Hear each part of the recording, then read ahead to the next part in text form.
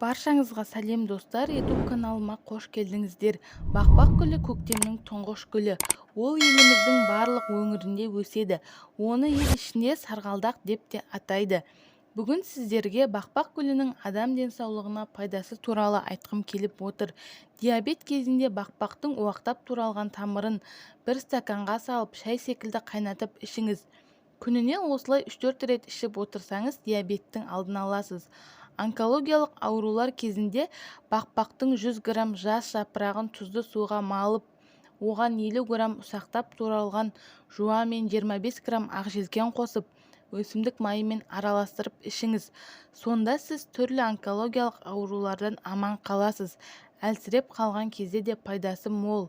Бүйректің қабынуы кезінде бақбақтың тамырын үккіштен үгіп, күніне 2 рет тамақ ішерден жарты сағат бұрын тұтыныңыз.